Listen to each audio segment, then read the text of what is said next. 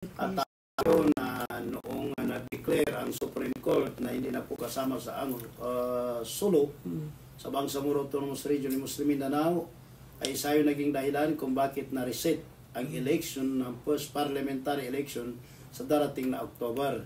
So, yung kadahilanan na yun ay dapat mabigyan ng matugunan ng parliament.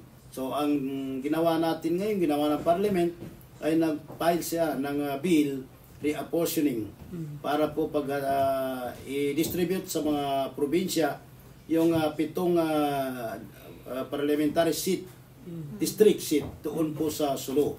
So alhamdulillah, nandiyan na po sa committee level ang yung panukalang batas na yan, yung sinasabi ninyo ng BTA Bill number 347. Kailan po yan matatapos MP yung ano? Kanina pagkatapos ng meeting namin, if I'm not mistaken, ay nag-usap yung dalawang committee chair, committee ng amendments, si Attorney Uyod, MP Uyod, at si MP Sinarimbo, kung saan ay pag-usapan nila kung kailan ang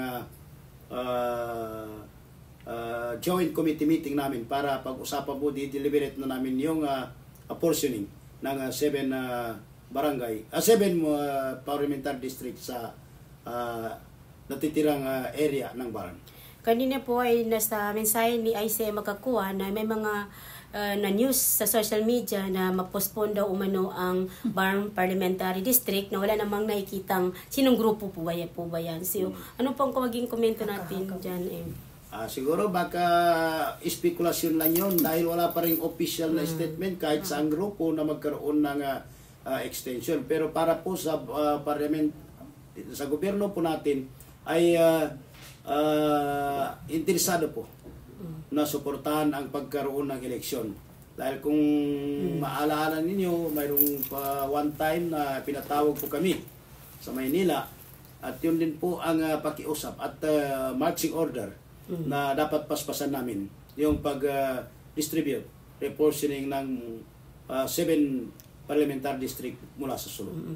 May nagsabi po ng mga citizens, lalo na po sa ground, sabi nila, bakit noon gusto nilang i-postpone? Ngayon naman, gusto naman nilang mag-election. So ano po ba ang maging kasagutan natin dito, MP, sa mga alam po ninyo, matagal na yan na gusto na ng MILF, gusto na ng BTA na magkaroon ng election dahil iba ang appointed at saka elected.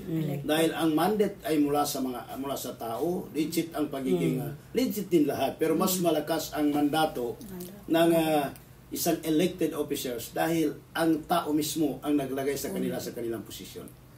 Okay. So advantage din po ba yung halimbawa yung na-appoint bilang MP? Ano po itong advantage niyo, sir, at saka disadvantage? Yung mga appointed natin na mga MP. Wala naman tayong masabi disadvantage dahil puros advantage, pero kung sabihin natin kung yung power is mas malakas ang kapangyarihan ng elected, kahit anong position basta elected, mas malakas kaysa appointed. So yun po ang hangarin ng Bangsamoro government na magkaroon na ng first parliamentary election para po magkaroon na legitimacy ang gobyerno ng Bangsamoro. Okay, explain na lang po, MP, kung nalilito pa rin kasi ang mga tao ngayon, dapat magkaroon tayo ng voters education kasi yung ibang kasi tao na hindi nila alam paano bumoto. Pag-explain na lang po sa kanila kung sino po bang iboboto at ano pong distrito or ano. Tama po yun dahil alam po ninyo, nag-umpisa na karamihan sa amin mga MP at ako mismo ay nag-umpisa rin sa pagbigay ng voters education. Yes, at magpasalamat tayo sa ibang mga NGOs, ibang mga group na nag-initiate din sila na magkaroon ng voters education dahil ito ang kauna-unahang pagkakataon na magkaroon tayo ng election itong sa parliamentary election. Alam po ninyo, ang iboboto doon ay unang-una party. Yes. Ang iboto mo ay party. So 50% doon makukuha sa party, 50% na uupo doon sa 80 parliament members ang galing po sa party. So kailangan na malakas ang partido dahil 50% ang kukunin doon sa party na yon. At yung another 30%, 40% ay galing po sa district representative. At 10% ay galing po sa sectoral representatives na hindi po kasali doon sa election dahil mayroon po proseso kung paano pipiliin yun. So, if possible, MP, na matutuloy talaga itong first parliamentary election ng BARM, ano po, gaano po kayo kahanda dito sa ating hinaharap? Dahil ito yung isang malaking hamon para sa atin ng Bangsamoro. Electoral code ito na nasa BOL. Handang-handa na po ang Bangsamoro government. Handa na po yung mga BTA member. Handa na po ang United Bangsamoro Justice Party. Alam po ninyo, itong United Bangsamoro Justice Party ay isang partido na naitatag base po sa pagkasunduan ng Moro Islamic Liberation Front at ang gobyerno ng Pilipinas. Kaya po ang MILF ay mag-transform from revolutionary sa armed struggle to political struggle, democratic struggle. So, dahil dito, kailangan na magkaroon ng partido. So, handang-handa na. Simula pa noon ay handa na po ang UBJP, handa na po ang Bangsamoro na magkaroon ng election. Mensahe na lang po, MP, sa ating mga kabangsamoro, sa lahat, bangkalahatan. Una-una, tayo magpapasalamat sa Allah na sa darating na October, kung matuloy pa, at tingin natin sa Allah na matuloy, ay suportahan natin.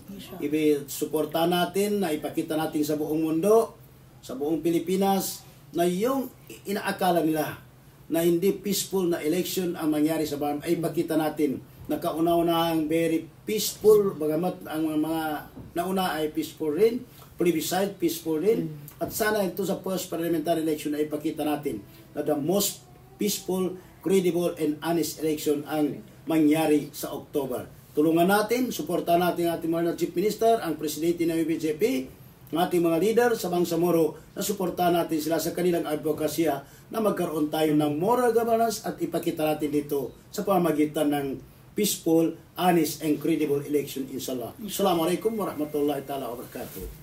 Waalaikumsalam ta'ala wabarakatuh. Yan po ang ating buong panayam kay Member of Parliament, Honorable Muhammad K.U. Antao. Mula dito sa kanyang opisina, Tay Abdul Karim from 94.7 TM Radio FM Cotabato, Basta Radio. Ite mo na yan.